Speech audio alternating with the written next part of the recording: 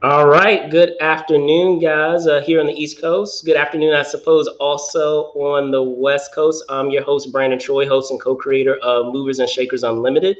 Welcome to this impromptu episode, but I'm super excited about this episode that we have today. Give me one moment while I introduce our guests for this afternoon. So without further ado, give me 1 second, bring them on. Let me introduce actor, director, Donal Logue. What's going on?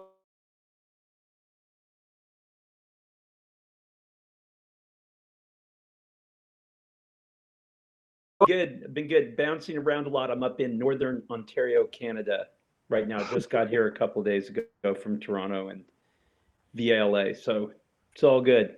All right, awesome stuff. Well, just first and foremost, thanks for taking the time, and we'll get to it at the tail end. But thanks for squeezing out some time to come on the show, man. You're so welcome. Absolutely. So first and foremost, man, because I did some research, and we actually developed our friendship not too long ago at Rhode Island Comic Con and meeting there. But I understand in terms of your body of work. I was well versed with your body of work in terms of film and television, but not particularly with theater. So can you talk a bit about that initial introduction, or I should say that part of your career before it transitioned into film and TV? Yeah, absolutely, Brandon. I think I got lucky, and I don't mean there's the right way or the wrong way, but I see acting not unlike playing a sport, and if you don't play it, you're really not going to develop the skills or the craft, and theater is absolutely the best way. And I was fortunate in this little town I grew up in on the Mexican border that I had a friend who was a really worldly kid, like had his father worked in the oil and geothermal world, and so he'd lived in all these different countries around the world and all these schools, and he was really into theater. So he created this little theater company. It was my first introduction to doing plays.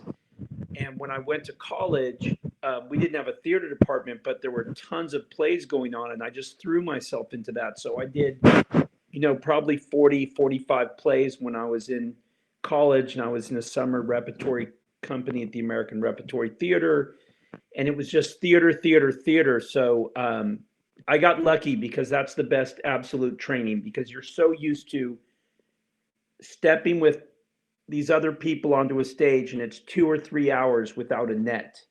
Like, it's moving forward. You'd better be on your game, And so, yeah, I definitely started in theater, and I miss it. I miss it. Absolutely. And delving into much of the body of work that we've come to know and love you for, and with film and TV, with the variety and the distinct differences that you've had in many of those roles that you've played so far. Can you talk a bit about, just briefly, what it is that you look for in a part? Because you've done pretty much everything, whether it's genre related roles in genre related fare, and then roles that are not in that realm. So can you speak to that, and what it is that you see in a particular role that draws you to it?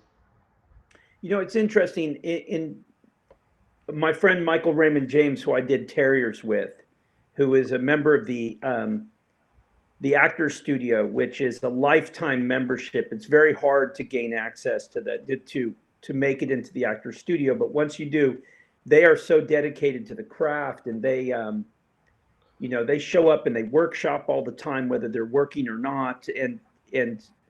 And he always said to me, is there something you can do with that part?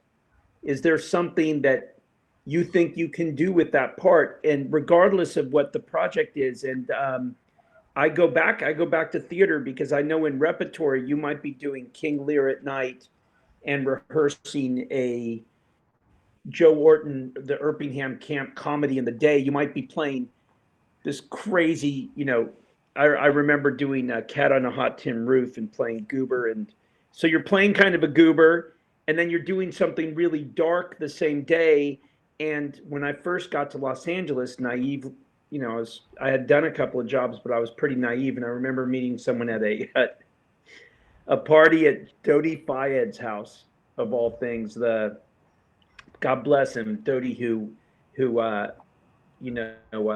anyway, super nice guy. But this guy asked me what I wanted to do, this man at the party. And I said, I kind of want to act. And he's like, what do you want to do? Do you want to do comedy or drama? Do you want to do film or television?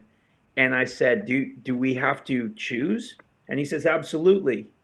And I thought, as someone who came up being used to just playing parts, I can see what he said in retrospect, but of course we want to do everything we can do. And you and I have had some conversations about acting, and I know that you have a lot of, you've thought about it a lot, and I think our philosophies are really similar. But yeah, you don't want to limit yourself. Now, that being said, some people are incredibly good at this. They play this one trick really well, and they're really good at it. And I'm dismissing that. That's their thing. And but for those of us, I think, that came up, in England, they don't have a thing really called a character actor, because everyone's just an actor who plays a wide variety of roles. I think we have more of that obsession with the idea of a character actor, but that's definitely what I guess I would fall into the category of, because I like dipping in and out all over the place. It's the most fun, and I think I was lucky. You have to earn it and prove it, but I was kind of lucky to go from sitcoms to a David Fincher movie to a pretty dark character on Sons of Anarchy or Vikings. And it's certainly been a fun ride that way. Definitely. And to speak further to that, and having that extensive body of work in all the roles that you play, I know that in terms of over a course of career, there can be, peaks and valleys, and in terms of roles that you have, sometimes, you're fortunate in that, people are very well versed with your work, and it's just an immediate thing where it's just a meeting. But in other cases, depending on the role, even the most well-known or most recognizable faces, they still screen test for a lot of roles. Like, especially if it's a super iconic role, you hear it all the time, especially these days with superhero roles. So, and speaking to that, what would you say has been your experience in terms of how that has been in that give and take, where some roles you're fortunate and offered because of your body of work, and then other cases there you still auditioning. Yeah, I mean, it's everybody who comes up, everybody who's developing a project and producing it in tandem with the writer, of course, and the director, and whoever owns the property. They have a right to see who they are thinking about performing the material before they make a move on it. And I think Bryan Cranston said it best. You really should look at it as an opportunity to play and explore. I think I do know from auditioning, of course, like all of us, the pressure's on, and sometimes that pressure is the thing that really gets to us, and fear and all those things in life which impede us. And somehow playing that mental game to where you really shift a perspective and look at auditions as an opportunity to explore not only whether you're right for the people who are looking to employ somebody, but whether it's right for you. And I've definitely auditioned for things where, to be honest, I thought, and even said something like, hey, who would be really good? John C. Reilly or someone, all these people I've come up with. they'd be really good at this. Or I remember one particular part, I just really thought that Dean Winters or Robert Burke would be better at it. And you know, that there's room for all of us, and a high tide floats all boats. And I definitely, work begets work. In the beginning of my career, I was lucky enough to have many auditions, but I always made sure I was prepared. I always stayed up as long as it took to make sure I was off book and I knew it. And I had this kind of feeling for young actors out there. When I first, you know, was really getting going, I used to go to this IHOP that was 24 hours in Encino and just really study the material. And in the back of my mind, I thought, some guy who wants this, he might be out drinking tonight at the Three of Clubs in Hollywood or something. And I might not get it. I might not be right for it, but it's not going to be because I wasn't prepared and gave it my best shot. So preparation is our only defense. Some people are so talented, they don't have to worry about that, I guess, you know, but for me, preparation is the only defense I have against feeling like I'm flailing. But you know, I definitely auditioned a lot less over the years, simply because I'd worked a lot, but I was always willing for Vikings or different shows. You know, there's this Project Manhattan I really worked hard to try and get, I didn't get. And I remember coming in and, you know, Tommy Schlamme had said, prepare 3 scenes or 4 scenes or something. And by the time I went in, it was only a few days later, I had 32 scenes prepared. I was ready to try the entire script because I was, you know, that's how I approach it. And I think it keeps me in good stead. But you have to be willing to fight for it, because if you get to that place where you're just praying that you get to the other side of something, like you said, look at the Marvel movies or the DC movies. They're screen testing people because they just want to see. They might call it chemistry reads these days, but it's an audition is what it is. And so be willing to always audition, be willing to workshop, be willing to act on the drop of a hat. I know that we feel like I always say this metaphor. I mean, I'm in an Airbnb and I'm sitting on a couch. But your acting career can't be a couch that you sit on waiting for someone to call to tell you whether you can be creative or not, because you're losing if that's the case. Like, acting is literally something you can do on a street corner if you wanted to. I know that we did plays in the basement of dorms in college, and I know that people do them in bars. I did one in a bar in Los Angeles, and it's fun. You can choose the space. You just have to find a little creative troupe to join up with wherever you are. And I was going to say Shakespeare in the Park. That's what came to mind. I remember I saw Liev Schreiber. I'm brain farting on what exact play it was, but he was in a Shakespearean play in the park when I was in high school. This must have been when you were in high school? Yeah. Or, you know, because I met Liev, you know, it's almost like when I was talking about John C. Reilly, we were all auditioning for Ransom, and I think Liev was telling me that he was doing Shakespeare in the Park that summer. There was a Mel Gibson movie called Ransom, and it was Donnie Wahlberg and all these people and all of the usual suspects. This was so long ago. All of us were auditioning for it. We were all friends. And I remember before The Thin Red Line, the Terrence Malick movie, 2 years before, we did a read through that everybody was trying to get into that movie. And Liev and I were brought to do a read through of the movie to help just read a couple of different parts while kind of bigger stars were in there. And I thought, man, this guy is so good. He is so strong. He's an actor, you know? And yeah, and he never stopped doing theater, just like Bobby Cannavale and all these guys. And I have a lot of respect for that. Those are actors, you know? Absolutely. And, you know, just as we were talking about superheroes, you know, I would be remiss, and I mean, we even talked about it during the panel at that time. your role in Blade. Even though a lot of people comment on Steven Dorff and they comment on Deacon Frost and Blade, Yeah. your character was another memorable one. He provided so much of the levity in that film that's like so like serious. So can you talk to that and having that the energy of that character, because it was it's I still talk about that particular character from that film. Thanks, Brandon. Couple of things. One is I remember I had really long hair back then. And Right.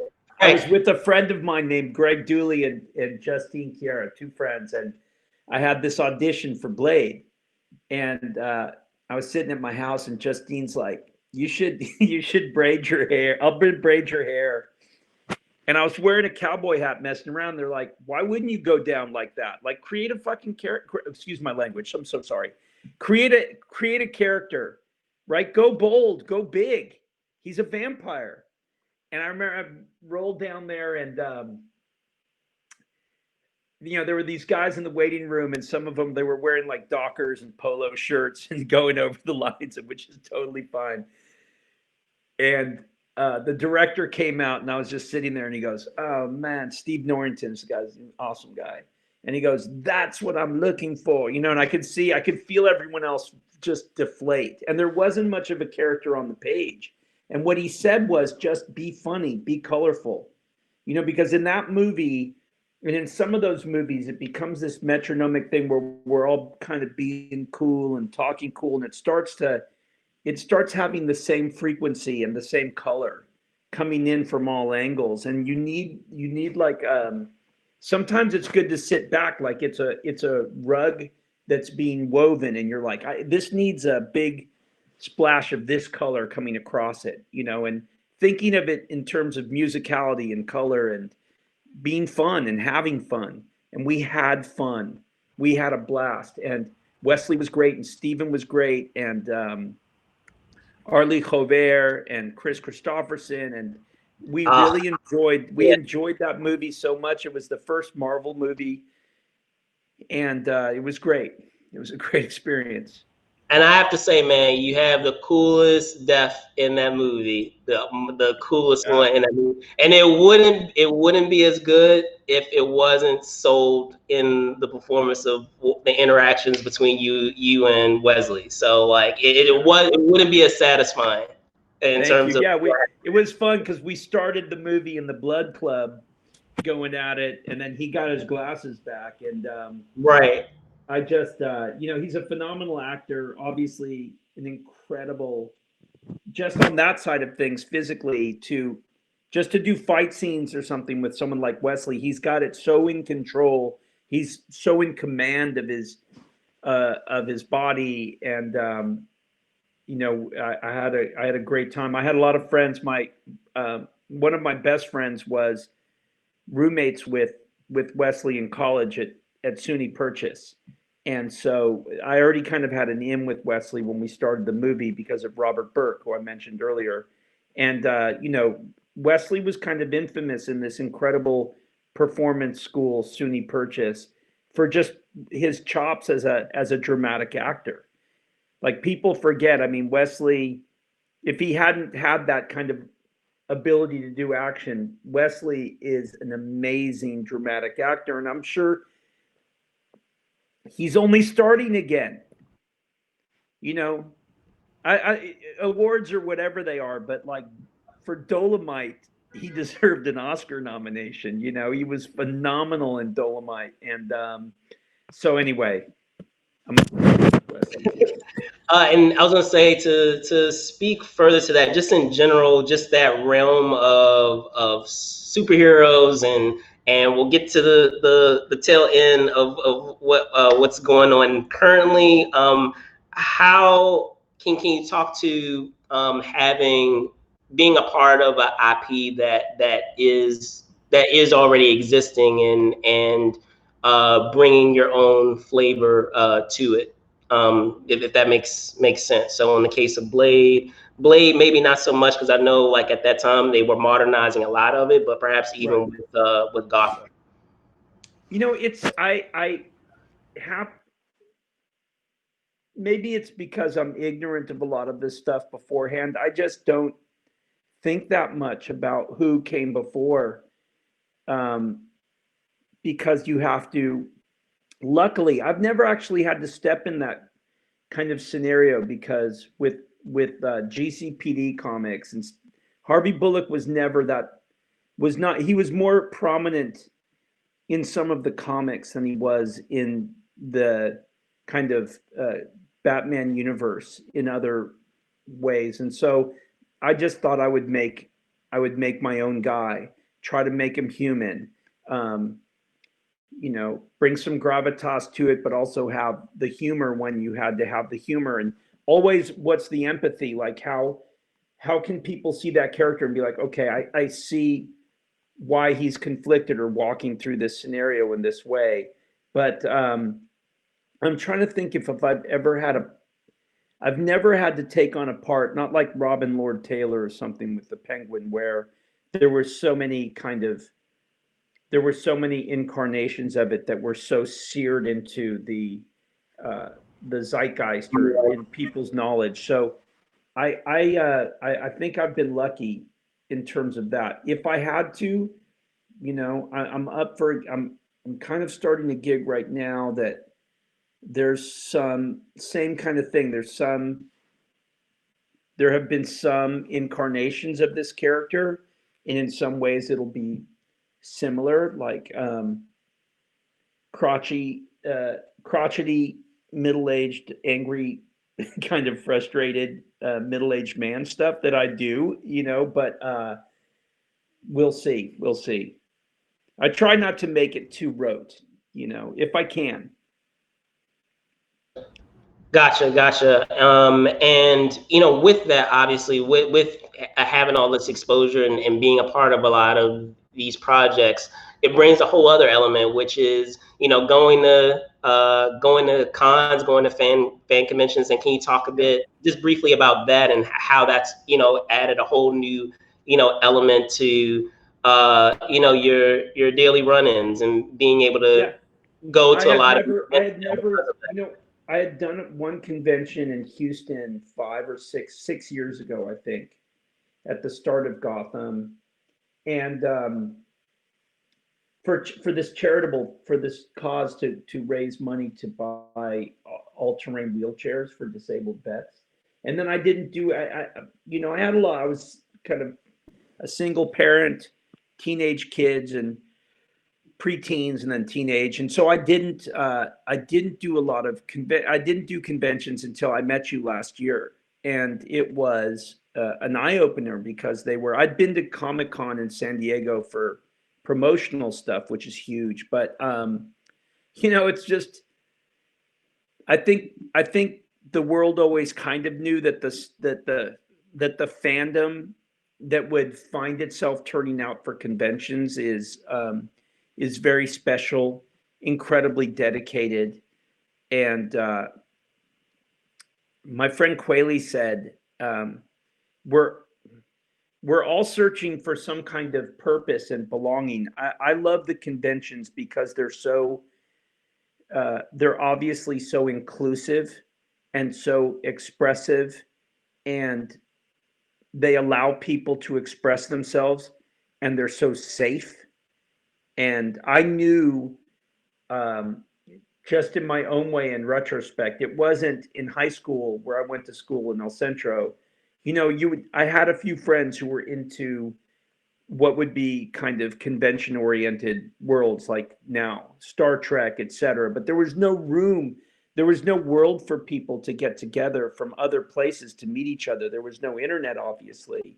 And so it's pretty spectacular that we live in this time that people can be brought together. And you'll I mean, I certainly will meet people anytime I can. I'll talk to people anywhere I meet them.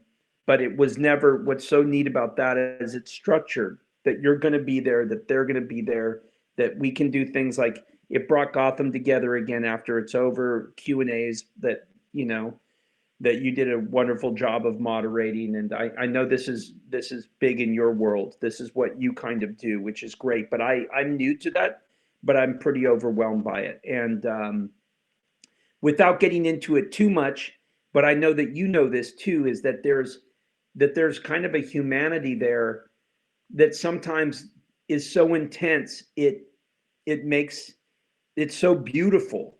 And I'll see, and I'm not saying that this is indicative of all of it, but you'll see like and being a father, and you'll see, say, an elderly father with a middle-aged son who has some, who's on who has some challenges in life, and what they love is a certain, they're a member of a fandom that's incredibly important to them. And to see you go where your children go as a parent, and to see this kind of, I know you've seen this 3-generation or 4-generation, or these kids who are like, we dragged great grandma to come and she loves it and now she wants to go. And I just, you know, there are things that happen at those conventions that are incredibly moving. I was going to say, and vice versa, you know, it's cool when you have a generation, you know, you have parents that are now introducing what their love and what their fandom is to their kids now. So you have the opposite. You're so right. I've again, exactly right. I've seen, you know, the kids who were dragged by the parents to this thing, and they're now the big, and they love something that they share together. Exactly. It's you know, and for me and my kids, our road trips to Oregon are this thing that they'll always remember about us and growing up. And this is creating memories for these families. And I hope we get back to it sooner than later. I know that there was a HorrorCon in Las Vegas that my friend Danny Trejo just went to, and which is something I wanted to mention as we wind down. I spent the last year with Danny writing, for the last 2 years, writing his autobiography for Simon & Schuster that's coming out next summer, called Trejo. And so I've been with Danny Trejo for 2 solid years, just writing down thousands of pages of stories of his life, and it's going to be super fascinating read. So yeah, definitely. So that actually just it was a perfect. Oh, sorry, did I lose you, Brandon? No, I was going to say that was a perfect transition of the last. Oh, okay. All right. Are you able to hear me now? Brandon, can you hear me? I can't hear you, but. Okay. So I tell you what, let me do this. Refresh. I have you refresh. Brandon, I'm so sorry I lost you. Okay, hold on. Is there any way we can? I lost the audio from your side of it. I'm embarrassed. Refresh.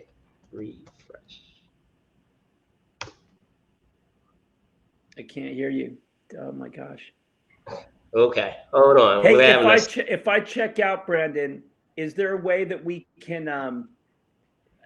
I'll catch up with you on the next, in a few. Okay, on the next couple of ones. Yeah, refresh. No good. Okay. I'm so sorry. Okay. But you can hear me okay?